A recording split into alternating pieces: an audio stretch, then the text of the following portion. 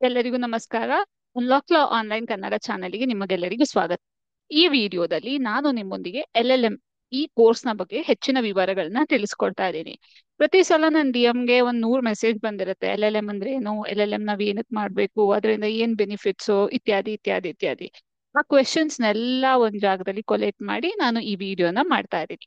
ಈ ವಿಡಿಯೋದಲ್ಲಿ ಕವರ್ ಮಾಡಿಲ್ದಿರೋ ಅಂತಹ ಕ್ವೆಶನ್ಸ್ ನಿಮ್ಗೆ ಏನಾದ್ರು ಇದ್ರೆ ಕಮೆಂಟ್ ಬಾಕ್ಸ್ ಅಲ್ಲಿ ಹೇಳಿ, ನಾನು ಅದಕ್ಕೆ ಖಂಡಿತವಾಗ್ಲೂ ಆನ್ಸರ್ ಮಾಡಕ್ ಟ್ರೈ ಮಾಡ್ತೀನಿ. ಆದ್ರೆ ಆದಷ್ಟು ಎಲ್ಲಾ ವಿಷಯಗಳನ್ನ ಈ ವಿಡಿಯೋದಲ್ಲಿ ನಾನು ಕವರ್ ಮಾಡಕ್ ಟ್ರೈ ಮಾಡಿದೀನಿ. ನೋಡೋಣ ಎಷ್ಟು ಕ್ವೆಶನ್ಸ್ಗೆ ನಾನು ಆನ್ಸರ್ ಮಾಡಬಲ್ಲೆ ಅಂತ. So will start with the first question. First question, LLM ಅಂದ್ರೆ ಏನು? LLM ಅಂತಂದ್ರೆ ಕಾನೂನಿನಲ್ಲಿ ಸ್ನಾತಕೋತ್ತರ ಪದವಿ, ಅಂದ್ರೆ ಪೋಸ್ಟ್ ಗ್ರಾಜುಯೇಷನ್ ಡಿಗ್ರಿ. LLB ಅನ್ನೋದು ನಮ್ಗೆ ಅಂಡರ್ ಗ್ರಾಜುಯೇಷನ್ ಡಿಗ್ರಿ ಬರುತ್ತೆ. ಅದೇ LLM ಅನ್ನೋದು ನಮ್ಗೆ ಪೋಸ್ಟ್ ಗ್ರಾಜುಯೇಷನ್ ಡಿಗ್ರಿ ಬರುತ್ತೆ, ಅಂದರೆ ಸ್ನಾತಕೋತ್ತರ ಪದವಿ ಅಂತ ಕನ್ಸಿಡರೇಷನ್ ಬರುತ್ತೆ.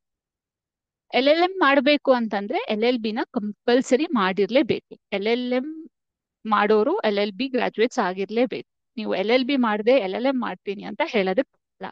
LLB ನೀವು 3 ಇಯರ್ಸ್ ಆದ್ರೂ ಮಾಡಿರ್ಬೋದು, ಅಥವಾ 5 ಇಯರ್ಸ್ ಆದ್ರೂ ಮಾಡಿರ್ಬೋದು, ಯಾವ LLB ಆದ್ರೂ ಆಗುತ್ತೆ. ಬಟ್ LLB ಅನ್ನೋದು ಕಂಪ್ಲೀಟ್ ಆಗಿದ್ರೆ ಮಾತ್ರ ನೀವು LLM ಅನ್ನ ಮಾಡೋದಕ್ಕೆ ಸಾಧ್ಯ. ಬೇರೆ ಡಿಗ್ರಿ ಮಾಡಿ ನಾನು LLM ಮಾಡ್ತೀನಿ ಅಂದ್ರೆ, ನಾನು B.Com ಮಾಡಿ LLM ಮಾಡ್ಬೋದಾ, ನಾನು BSc ಮಾಡಿ LLM ಮಾಡ್ಬೋದಾ? ಇಲ್ಲ, ನೀವು ಮಾಡೋದಕ್ಕೆ ಆಗಲ್ಲ.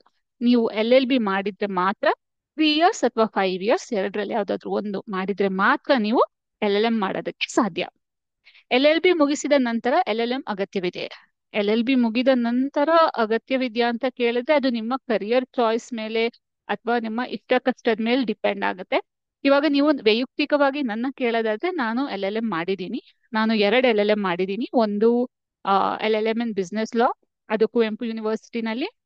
ಇನ್ನೊಂದು LLM ಇನ್ ಕ್ರಿಮಿನಲ್ ಲಾ, ಅದು ಬಂದು ರೇವಾ ಯೂನಿವರ್ಸಿಟಿನಲ್ಲಿ. ಹಾಗಾಗಿ ನನ್ನ ಹತ್ರ 2 LLM ಇದೆ. ನಾನು 2 LLM ಮಾಡಿದ್ದೀನಿ. ನನಗೆ ಇಷ್ಟ ಆಯ್ತು, ನಾನು ಅದಕ್ಕೆ ಮಾಡಿದೆ 2 ಸ್ಪೆಷಲೈಸೇಷನ್ ಅಲ್ಲಿ. ಅದು ನಿಮ್ಮ ಏನು ನಿಮ್ಮ ಇಚ್ಛೆ ಮೇಲೆ ಡಿಪೆಂಡ್ ಆಗುತ್ತೆ. ನಿಮ್ಗೆ ಯಾವ ಸ್ಪೆಷಲೈಸೇಷನ್ ತಗೋಬೇಕು, ನಾನು ಮಾಡ್ಬೇಕಾ ಬೇಡ್ವಾ, ಅಗತ್ಯ ಅಂತ ಇಲ್ಲ. ಆದ್ರೆ ಇದ್ರೆ ಒಳ್ಳೇದು. ಇದ್ರೆ ಕಷ್ಟ ಏನೋ ಇಲ್ಲ, ಅದು ಒಳ್ಳೇದೇ ಆಗುತ್ತೆ. ಹಾಗಾಗಿ ನಿಮ್ಗೆ ಓದೋದಕ್ಕೆ ಇಂಟ್ರೆಸ್ಟ್ ಇದೆ, ಇಷ್ಟ ಇದೆ ಅಂತಂದ್ರೆ ಖಂಡಿತವಾಗ್ಲೂ LLB ಆದ್ಮೇಲೆ LLM ಅನ್ನ ಮಾಡೋದನ್ನ ಕನ್ಸಿಡರೇಷನ್ ಮಾಡಿ. ಮೂರನೇ ಪ್ರಶ್ನೆ, LLM ಮಾಡಲು ಯಾವುದೇ ಪ್ರವೇಶ ಪರೀಕ್ಷೆ ಇದೆಯಾ? ಇದು ಡಿಪೆಂಡ್ಸ್ ಆನ್ ದ ಕಾಲೇಜ್. ನೀವು ಯಾವ ಕಾಲೇಜ್ ಚೂಸ್ ಮಾಡ್ತೀರಾ ಅದ್ರ ಮೇಲೆ ಡಿಪೆಂಡ್ ಆಗುತ್ತೆ. ನೀವೆಲ್ಲಾದ್ರೂ colleges like national law university ಆ ತರ ಏನಾದ್ರು ಚೂಸ್ ಮಾಡ್ತೀರಾ ಅಂತಂದ್ರೆ ನಿಮ್ಗೆ ಎಂಟ್ರೆನ್ಸ್ ಎಕ್ಸಾಮಿನೇಷನ್ ಖಂಡಿತವಾಗ್ಲೂ ಇರುತ್ತೆ. ಬೇರೆ ಯಾವ್ದಾದ್ರು ಕಾಲೇಜ್ ಚೂಸ್ ಮಾಡ್ತೀರಾ ಅಂತಂದ್ರೆ ಅಲ್ಲಿ ಎಂಟ್ರೆನ್ಸ್ ಎಕ್ಸಾಮ್ ಇರಲ್ಲ.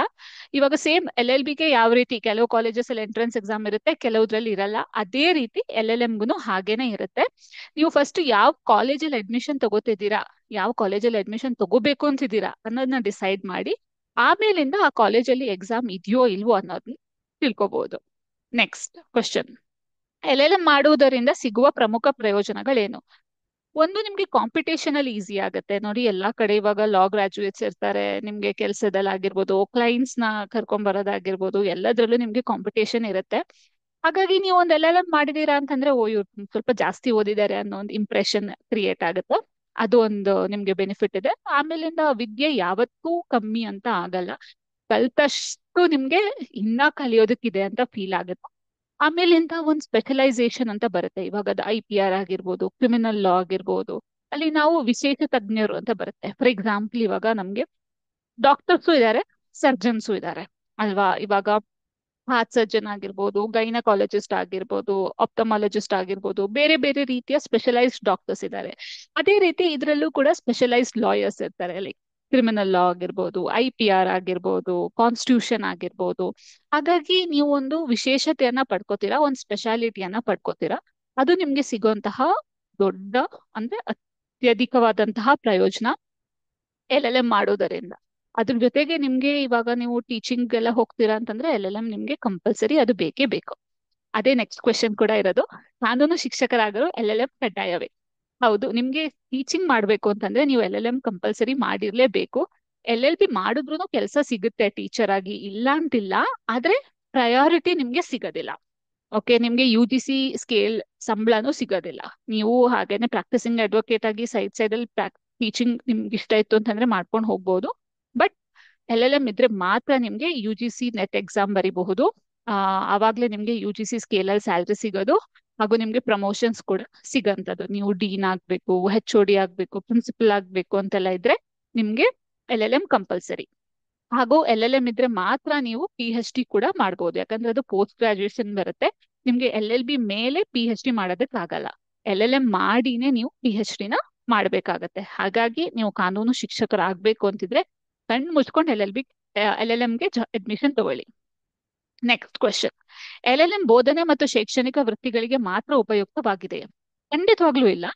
ನಿಮ್ಗೆ ಟೀಚಿಂಗ್ ಪ್ರೊಫೆಷನ್ಗೆ ಎಲ್ ಎಲ್ ಎಂ ಬೇಕೇ ಬೇಕು. ಹಾಗಂತ ಎಲ್ ಎಲ್ ಎಂ ಮಾಡಿದವರೆಲ್ಲ ಟೀಚರ್ಸೇ ಆಗ್ಬೇಕು ಅಂತ ಏನು ಕಂಪಲ್ಸರಿ ಇಲ್ಲ. ನೀವು ಕಾರ್ಪೊರೇಟ್ ಅಲ್ಲೂ ಕೆಲಸ ಮಾಡ್ಬೋದು, ನೀವು ಪ್ರಾಕ್ಟೀಸ್ ಕೂಡ ಮಾಡ್ಬೋದು. ಇಟ್ ಡಿಪೆಂಡ್ಸ್ ನಿಮ್ಗೆ, ನೀವು ಯಾವ ಕರಿಯರ್ ಚೂಸ್ ಮಾಡ್ತೀರಾ. ನಿಮ್ಗೆ ಎಲ್ಲಾ ಕರಿಯರ್ ಅಲ್ಲೂ ಕೂಡ ಎಲ್ ಎಲ್ ಎಂ ಇಂದ ಖಂಡಿತವಾಗ್ಲೂ ನಿಮ್ಗೆ ಬೆನಿಫಿಟ್ ಬಂದೇ ಬರುತ್ತೆ. ಮುಂದಿನ ಪ್ರಶ್ನೆ: ಎಲ್ ಎಲ್ ಎಂ ಮಾಡುವುದರಿಂದ ಕಾನೂನು ಕ್ಷೇತ್ರದಲ್ಲಿ ಉದ್ಯೋಗ ಅವಕಾಶಗಳು ಸಿಗುತ್ತವೆ? ಹೌದು, ಖಂಡಿತವಾಗ್ಲೂ ಸಿಗುತ್ತೆ. ನಿಮ್ಗೆ ಎಲ್ ಎಲ್ ಎಂ ಮಾಡಿದೀರಾ ಅಂತಂದ್ರೆ ನಿಮ್ಗೆ ಜಾಬ್ ಅಲ್ಲಿ ಪ್ರಯಾರಿಟಿ ಖಂಡಿತ ಸಿಕ್ಕೇ ಸಿಗುತ್ತೆ. ನಿಮ್ಗೆ ಸ್ಪೆಷಲ್ ಟ್ರೀಟ್ಮೆಂಟ್ ಖಂಡಿತವಾಗ್ಲೂ ಇರುತ್ತೆ. ಪೋಸ್ಟ್ ಗ್ರಾಜುಯೇಷನ್ ಮಾಡಿದ್ದಾರೆ, ಒಂದು ಸ್ಪೆಷಲೈಸೇಷನ್ ಇದೆ ಇವ್ರ ಹತ್ರ, ಇವ್ರು ಜಾಸ್ತಿ ತಿಳ್ಕೊಂಡಿದ್ದಾರೆ ಅನ್ನೋ ಒಂದು ಪ್ರಯಾರಿಟಿ ಕಂಪಲ್ಸರಿ ಇದ್ದೇ ಇದೆ.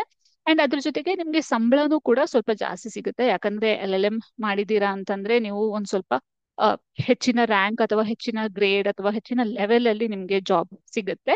ಹಾಗಂತ ಎಲ್ ಎಲ್ ಎಂ ಮಾಡಿದವ್ರಿಗೆಲ್ಲ ಹಾಗೆ ಸಿಗ್ಬೇಕು ಅಂತ ಏನೂ ಇಲ್ಲ. ಅದ್ರ ಜೊತೆಗೆ ನೀವು ನಿಮ್ಮ ಸ್ಕಿಲ್ ಅನ್ನು ಕೂಡ ಡೆವಲಪ್ ಮಾಡ್ಬೇಕಾಗತ್ತೆ. ಬರೀ ಎಲ್ ಎಲ್ ಎಂ ಡಿಗ್ರಿಯಿಂದ ಏನೂ ಆಗಲ್ಲ. ಅದ್ರ ಜೊತೆಗೆ ನೀವು ನಿಮ್ಮ ಕೌಶಲ್ಯಗಳನ್ನು ಕೂಡ ಜಾಸ್ತಿ ಮಾಡ್ಬೇಕು. Next question: L L M ಮಾಡುವುದರಿಂದ ನನ್ನ ಸಂಬಳ ಹೆಚ್ಚಾಗುತ್ತದೆ? ಹೌದು, ಖಂಡಿತವಾಗ್ಲೂ ಹೆಚ್ಚಾಗುತ್ತೆ. ಎಲ್ ಎಲ್ ಎಂ ಮಾಡೋದ್ರಿಂದ ನಾನು ಹೇಳ್ದಾಗೇನೆ ನಿಮ್ಗೆ ಲೆವೆಲ್ ಅಥವಾ ನಿಮ್ಮ ಗ್ರೇಡ್ ಅಲ್ಲಿ ಏನಾಗುತ್ತೆ ಅದರಲ್ಲಿ ಇಂಪ್ರೂವ್ಮೆಂಟ್ ಆಗುತ್ತೆ. ಒಂದ್ ವೇಳೆ ನೀವು ಜುಡಿಷಿಯರಿ ಎಕ್ಸಾಮ್ ಬರಿತೀರಾ ಅಂತಂದ್ರೂ ನಿಮ್ಗೆ ಅಲ್ಲಿ ಪ್ರಮೋಷನ್ ಸಿಗುತ್ತೆ, ಇನ್ಸೆಂಟಿವ್ ಸಿಗುತ್ತೆ. ಗೌರ್ಮೆಂಟ್ ಜಾಬ್ ಅಲ್ಲೂ ಕೂಡ ನಿಮ್ಗೆ ಪೋಸ್ಟ್ ಗ್ರಾಜುಯೇಷನ್ ಮಾಡಿದೀರಾ ಅಂತಂದ್ರೆ ನಿಮ್ಗೆ ಬೋನಸ್ ಆಗಿರ್ಬೋದು, ಇನ್ಸೆಂಟಿವ್ಸ್ ಆಗಿರ್ಬೋದು, ಗೌರ್ಮೆಂಟ್ ಸ್ಕೀಮ್ಸ್ ಪ್ರಕಾರ ಸಿಕ್ಕೇ ಸಿಗುತ್ತೆ. ಅಂಡ್ ಎಲ್ ಎಲ್ ಎಂ ಮಾಡಿದ್ರೆ ನೀವು ಟೀಚರ್ ಆಗ್ಬೇಕು ಅಂತ ಇದ್ರೆ, ಲಾ ಟೀಚರ್ ಆಗ್ಬೇಕು ಅಂತ ಇದ್ರೆ ನಿಮ್ಗೆ ಯು ಜಿ ಸಿ ಸ್ಕೇಲ್ ಅಲ್ಲಿ ಸ್ಯಾಲ್ರಿ ಕೂಡ ಸಿಗುತ್ತೆ. ಹಾಗಾಗಿ ಎಲ್ ಎಲ್ ಎಂ ಮಾಡೋದ್ರಿಂದ ನಿಮ್ಮ ಸಂಬಳ ಖಂಡಿತವಾಗ್ಲೂ ಹೆಚ್ಚಾಗುತ್ತೆ. ನೆಕ್ಸ್ಟ್ ಕ್ವೆಶನ್: ನಾನು ಕೋರ್ಟ್ ಅಲ್ಲಿ ಪ್ರಾಕ್ಟೀಸ್ ಮಾಡೋದಕ್ಕೆ ಆಯ್ಕೆ ಮಾಡ್ಕೊಂಡ್ರೆ ಎಲ್ ಎಲ್ ಎಂ ಮಾಡುವುದರಿಂದ ಹೆಚ್ಚಿನ ಕ್ಲೈಂಟ್ ಗಳನ್ನು ಆಕರ್ಷಿಸಲು ಸಹಾಯವಾಗುತ್ತದೆ? ಖಂಡಿತವಾಗ್ಲೂ ಹೌದು. ಇದರಿಂದ ಖಂಡಿತವಾಗ್ಲೂ ಹೆಲ್ಪ್ ಆಗುತ್ತೆ. ಯಾಕೆ ಅಂತಂದ್ರೆ ನಾವು ಪ್ರಾಕ್ಟೀಸಿಂಗ್ ಅಡ್ವೊಕೇಟ್ಸ್ ಆದಾಗ ನಮ್ಮನ್ನ ನಾವು ಅಡ್ವರ್ಟೈಸ್ ಮಾಡ್ಕೊಳ್ಳೋದಕ್ಕಾಗಿರ್ಬೋದು, ಮಾರ್ಕೆಟ್ ಮಾಡ್ಕೊಳಕ್ಕಾಗಿರ್ಬೋದು, ತುಂಬಾ ಲಿಮಿಟೇಷನ್ಸ್ ಇರುತ್ತೆ. ನಾವು ಬರೀ ಇಷ್ಟೇ ಹೇಳ್ಬೇಕು, ಅಷ್ಟೇ ಹೇಳ್ಬೇಕು, ದೊಡ್ಡ ದೊಡ್ಡ ಬೋರ್ಡ್ ಹಾಕಕ್ಕಾಗಲ್ಲ. ಅವೆಲ್ಲ ಲಿಮಿಟೇಷನ್ಸ್ ಇರ್ಬೇಕಾದ್ರೆ ಒಂದು ಪೋಸ್ಟ್ ಗ್ರಾಜುಯೇಷನ್ ಸ್ನಾತಕೋತ್ತರ ಪದವಿ ಇತ್ತು ಅಂತಂದ್ರೆ ನಮ್ ಕ್ಲೈಂಟ್ಸ್ಗೂ ಹೇಳ್ಕೊಳ್ಳೋದಕ್ಕೆ ಚೆನ್ನಾಗಿರುತ್ತೆ. ನಾನು ಎಲ್ ಎಲ್ ಎಂ ಮಾಡಿದೀನಿ, ಬರೀ ಎಲ್ ಎಲ್ ಬಿ ಮಾತ್ರ ಅಲ್ಲ. ನಿಮ್ಮ ಒಂದು ರೆಪ್ಯುಟೇಷನ್ ಏನಿದೆ ಖಂಡಿತವಾಗ್ಲೂ ಜಾಸ್ತಿ ಆಗುತ್ತೆ. ನೀವು ಅದನ್ನ ಯಾವ ರೀತಿ ಉಪಯೋಗಿಸ್ಕೊತೀರಾ, ಯಾವ ರೀತಿ ಎನ್ಕ್ಯಾಶ್ ಮಾಡ್ತೀರಾ ಅನ್ನೋದ್ರ ಮೇಲೂ ಡಿಪೆಂಡ್ ಆಗುತ್ತೆ. ನೀವು ಎಷ್ಟು ಚೆನ್ನಾಗಿ ಮಾತಾಡ್ತೀರಾ ಅದ್ರ ಮೇಲೂ ಡಿಪೆಂಡ್ ಆಗುತ್ತೆ ಖಂಡಿತವಾಗ್ಲೂ. ಆದ್ರೆ definitely 100% L L M degree ನೀವು ಪ್ರಾಕ್ಟೀಸ್ ಮಾಡಿದ್ರು ನಿಮ್ಗೆ ಖಂಡಿತವಾಗ್ಲೂ ಯೂಸ್ ಆಗುತ್ತೆ. ಕಾನೂನಿನಲ್ಲಿ ಪಿ ಎಚ್ ಡಿ ಅಥವಾ ಡಾಕ್ಟರೇಟ್ ಪಡೆಯಲು ಎಲ್ ಎಲ್ ಎಂ ಅಗತ್ಯವಿದೆ? ಹೌದು, ಕಾನೂನಿನಲ್ಲಿ ನೀವು ಕಾನೂನು ಪದವಿಯಲ್ಲಿ ನೀವು ಪಿ ಎಚ್ ಡಿ ಅಥವಾ ಡಾಕ್ಟರೇಟ್ ಪಡಿಬೇಕು ಅಂತಂದ್ರೆ ಎಲ್ ಎಲ್ ಎಂ ಕಂಪಲ್ಸರಿನೇ. ಎಲ್ ಎಲ್ ಬಿ ಅನ್ನೋದು ಅಂಡರ್ ಗ್ರಾಜುಯೇಷನ್ ಬರುತ್ತೆ, ಅದು ಬರೀ ಪದವಿ ಬರುತ್ತೆ. ಅದೇ ಎಲ್ ಎಲ್ ಎಂ ಅನ್ನೋದು ಸ್ನಾತಕೋತ್ತರ ಪದವಿ ಅಥವಾ ಪೋಸ್ಟ್ ಗ್ರಾಜುಯೇಷನ್ ಬರುತ್ತೆ. ಹಾಗಾಗಿ ನೀವು ಪಿ ಎಚ್ ಡಿ ಮಾಡಬೇಕು ಅಥವಾ ಡಾಕ್ಟರೇಟ್ ಪದವಿಯನ್ನ ಪಡಿಬೇಕು ಅಂತಂದ್ರೆ ಕಂಪಲ್ಸರಿ ಎಲ್ ಎಲ್ ಎಂ ಮಾಡ್ಲೇಬೇಕು. ಮುಂದಿನ ಕ್ವೆಶ್ಚನ್: ಕಾನೂನಿನ ನಿರ್ದಿಷ್ಟ ಕ್ಷೇತ್ರದಲ್ಲಿ ಪರಿಣಿತಿ ಪಡೆಯಲು ಎಲ್ ಎಲ್ ಎಂ ನನಗೆ ಸಹಾಯ ಮಾಡಬಹುದೇ? ಹೌದು, ಖಂಡಿತವಾಗ್ಲೂ. ಒಂದು ಸಬ್ಜೆಕ್ಟ್ ಅಲ್ಲಿ ನೀವು ಸ್ಪೆಷಲೈಸೇಷನ್ ಪಡಿಬೇಕು ಅಂತಂದ್ರೆ ನಿಮ್ಗೆ ಎಲ್ ಎಲ್ ಎಂ ಹೆಲ್ಪ್ ಆಗುತ್ತೆ. ಯಾಕೆ ಅಂತಂದ್ರೆ ನೀವು ಮಾಡೋ 2 ವರ್ಷ ಎಲ್ ಎಲ್ ಎಂ ಅಲ್ಲಿ ಏನಿದೆ ಅಥವಾ 1 ವರ್ಷ ಎಲ್ ಎಲ್ ಎಂ ಅಲ್ಲಿ ಏನಿದೆ ಅದರಲ್ಲಿ ನೀವು ಫುಲ್ ಒಂದೇ ಸಬ್ಜೆಕ್ಟ್ ಕಲಿತೀರಾ. ಅಂದ್ರೆ ಇವಾಗ ನೀವು ಐ ಪಿ ಆರ್ ಅಲ್ಲಿ ಮಾಡ್ತೀರಾ ಅಂತಂದ್ರೆ ನೀವು ಐ ಪಿ ಆರ್ ನ ಇನ್ ಡೆಪ್ತ್ ಆಗಿ ಕಲಿತೀರಾ, ಬರೀ ಒಂದ್ ಸಬ್ಜೆಕ್ಟ್ ಆಗಿ ಕಲಿಯಲ್ಲ. ಬಟ್ ಔಟ್ ದ ಪೀರಿಯಡ್ ನೀವು ಐ ಪಿ ಆರ್ ನೇ ಕಲಿತೀರಾ, ಅದ್ರ ಬಗ್ಗೆನೇ ಜಾಸ್ತಿ ಫೋಕಸ್ ಮಾಡ್ತೀರಾ, ಅದ್ರ ಒಳ ಹೊರವು ಎಲ್ಲಾನು ತಿಳ್ಕೊತೀರಾ. ಹಾಗಾಗಿ ನೀವು ಆ ಕ್ಷೇತ್ರದಲ್ಲಿ ನೀವು ಎಕ್ಸ್ಪರ್ಟ್ ಆದ್ರಿ ಅಂದಾಗ ನಿಮ್ಗೆ ಆ ಕ್ಷೇತ್ರದ ಬಗ್ಗೆ ಎಲ್ಲಾನು ಗೊತ್ತಿರುತ್ತೆ. ಹಾಗಾಗಿ ನಿಮ್ಗೆ ಖಂಡಿತವಾಗ್ಲೂ ಅಲ್ಲಿ ಪರಿಣಿತಿ ಸಿಗುತ್ತೆ. ಆ ಕ್ಷೇತ್ರದಲ್ಲಿ ಪರಿಣಿತಿ ಸಿಕ್ತು ಅಂತ ಅಂದಾಗ ಆ ಕ್ಷೇತ್ರದಲ್ಲಿ ನೀವು ಐ ಪಿ ಆರ್ ತಗೊಂಡ್ರೆ, ನಿಮ್ I P R L L M ಮಾಡಿದ್ರಿ ಅಂತಂದ್ರೆ ನಿಮ್ಗೆ ಐ ಪಿ ಆರ್ ಸೆಕ್ಟರ್ ಅಲ್ಲಿ, ಐ ಪಿ ಆರ್ ಏರಿಯಾದಲ್ಲಿ ನಿಮ್ಗೆ ಜಾಬ್ ಸಿಗೋದು ತುಂಬಾನೇ ಈಸಿ ಆಗುತ್ತೆ. ಇವಾಗ L L M in company law ಅದರಲ್ಲಿ ನಾನು ಮಾಡಿದಾಗ ನಂಗೆ ಎಮ್ ಎನ್ ಸಿಸ್ ಅಲ್ಲಿ ನಂಗೆ ಜಾಬ್ ಸಿಗೋದಕ್ಕೆ ತುಂಬಾನೇ ಹೆಲ್ಪ್ ಆಯ್ತು. ಯಾಕಂದ್ರೆ ಅಲ್ಲಿ ಕಲ್ತಂತಹ ವಿಷಯಗಳಾಗಿರ್ಬೋದು ಅಥವಾ ತಿಳ್ಕೊಂಡಂತಹ ಹೊಸ ಹೊಸ ವಿಧಾನಗಳು, ರೀತಿಗಳು ಯಾವ ರೀತಿ ವರ್ಕ್ ಆಗುತ್ತೆ ಏನು ಅಂತ, ಅದೆಲ್ಲ ನನಗೆ ಜಾಬ್ ತಗೊಳ್ಳೋದಕ್ಕೆ ಖಂಡಿತವಾಗ್ಲೂ ಹೆಲ್ಪ್ ಮಾಡಿದೆ. ನೆಕ್ಸ್ಟ್, LLM ನಲ್ಲಿರುವ ಸಾಮಾನ್ಯ ವಿಶೇಷತೆಗಳು ಯಾವುವು ಅಂದ್ರೆ ಸ್ಪೆಷಲೈಸೇಷನ್ಸ್ ಯಾವುದು ಅಂತ.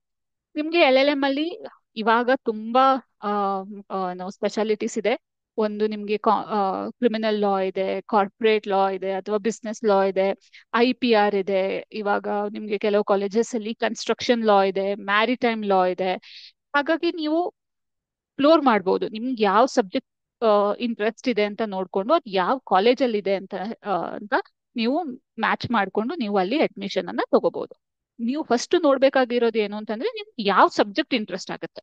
ಇವಾಗ ನೀವು ನನ್ನ ಕೇಳೋದಾಗಿದ್ರೆ ನನಗೆ ಕ್ರಿಮಿನಲ್ ಲಾ ಆಗಿರ್ಬೋದು ಅಥವಾ ಕಂಪನಿ ಲಾ ಆಗಿರ್ಬೋದು, ಎರಡನ್ನೂ ನನಗೆ ಇಂಟ್ರೆಸ್ಟ್ ಆಗಿರುವಂತಹ ಸಬ್ಜೆಕ್ಟೇ. ಹಾಗಾಗಿ ನಾನು ಇವೆರಡನ್ನ ಚೂಸ್ ಮಾಡ್ಕೊಂಡೆ ನನ್ನ LLM ಜರ್ನಿಗೆ. ಅದೇ ರೀತಿ ನಿಮ್ಗೆ IPR ಅಂದ್ರೆ ಪೇಟೆಂಟ್, ಕಾಪಿರೈಟ್ ಇವೆಲ್ಲ ಇಂಟ್ರೆಸ್ಟ್ ಬರುತ್ತೆ ಅಂದ್ರೆ ನೀವು ಅಲ್ಲಿ ತಗೋಬಹುದು. ಅಥವಾ ನಿಮ್ಗೆ ಮ್ಯಾರಿಟೈಮ್ ಲಾ ಅಂದ್ರೆ ಶಿಪ್ಸ್ ಗಳ ಬಗ್ಗೆ, ಪೋರ್ಟ್ ಗಳ ಬಗ್ಗೆ, ಸಮುದ್ರದಲ್ಲಿ ಟ್ರಾವೆಲ್ ಮಾಡೋದ್ರ ಬಗ್ಗೆ ಆ ತರ ಲಾಸ್ ನಿಮ್ಗೆ ಇಂಟ್ರೆಸ್ಟ್ ಇತ್ತು ಅಂತಂದ್ರೆ ನೀವು ಮ್ಯಾರಿಟೈಮ್ ಲಾ ತಗೋಬಹುದು. ಅಥವಾ ನಿಮ್ಗೆ ಕನ್ಸ್ಟ್ರಕ್ಷನ್ ಏರಿಯಾದಲ್ಲಿ ಇಷ್ಟ ಇದೆ ಅಂತಂದ್ರೆ ನೀವು ಕನ್ಸ್ಟ್ರಕ್ಷನ್ ಲಾ ತಗೋಬಹುದು. ಇವಾಗ AI ಅಂಡ್ ಟೆಕ್ ಲಾ ಅಂತಾನು ಬರ್ತಾ ಇದೆ. ಸೊ LLM ಅಲ್ಲಿ ತುಂಬಾ ಸ್ಪೆಷಾಲಿಟೀಸ್ ಬರ್ತಾ ಇದಾವೆ. ಇನ್ನ ಹೊಸ ಹೊಸ ಸಬ್ಜೆಕ್ಟ್ ಗಳನ್ನ ತರ್ತಾ ಇದ್ದಾರೆ. ಹಾಗಾಗಿ ನೀವು ನಿಮ್ ಇಷ್ಟ ಬರುವಂತಹ ಸಬ್ಜೆಕ್ಟ್ ಅನ್ನ ಅಲ್ಲಿ ಚೂಸ್ ಮಾಡ್ಕೋಬಹುದಾಗಿದೆ. ನೆಕ್ಸ್ಟ್, ಭಾರತದಲ್ಲಿ ಅಥವಾ ವಿದೇಶದಲ್ಲಿ LLM ಮಾಡುವುದು ಉತ್ತಮವೇ? ಇದು ನಿಮ್ಮ ವೈಯಕ್ತಿಕ ನಿರ್ಧಾರ.